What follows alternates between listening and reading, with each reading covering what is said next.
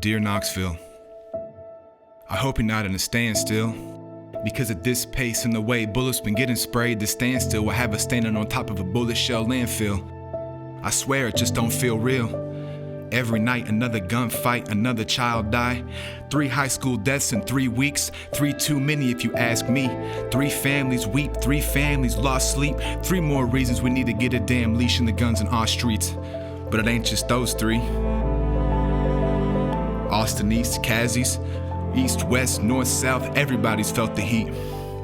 From domestic disputes to gangsta dudes, pissed off couples whose compromised skills to attitude, and with a rounded two, fired at the one whose resentment was aimed back at you. And now love and guns creating another statistic. Fingers on the trigger like a ticking time bomb, and a disagreement finally flicked it. Another family afflicted. And gang bangers copping different types of weapons so they can get to rep in a certain section, posting pics and flexing till someone get the wrong impression, then they get to stepping. And now that weapon become the Reverend Blessing's next victim into heaven. So 14, 15, 16-year-olds, the perfect mold for a life that's to yet unfold and be told. But 9s, 22s, 35s come firing from the outside. Wrong place at the wrong time.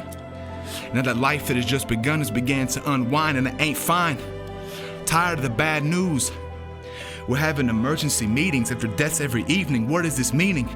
The city once gleaming, becoming a hot box of fresh pop Glock steaming.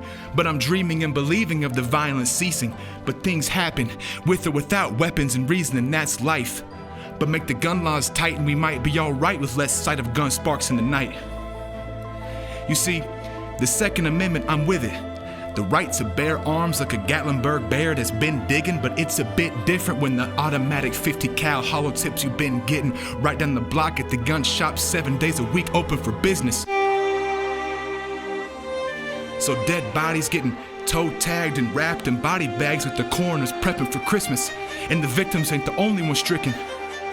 Because the witnesses who witnessed this are put in a predicament, scared to speak what they see because they think they could be who the next victim is. They're not victimless, and this is what we're dealing with. And I'm tired of hearing deal with it, so I'm here being real with it. Because a sidearm weapon's a perfect prevention for a robbery visit when somebody poverty hit and they're thinking a little bit different.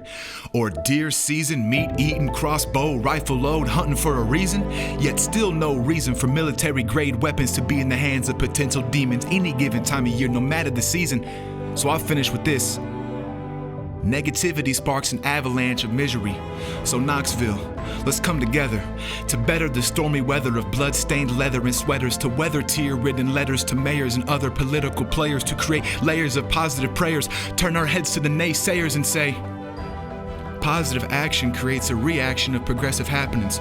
To the families that have been struck by tragedy and unnecessary travesties, I love you. To Knoxville, I love you. And to anyone that thinks that what I've got to say is coming from a political place, or that the people losing their life to gunfights deserving it, I pray for you. Sincerely, everybody.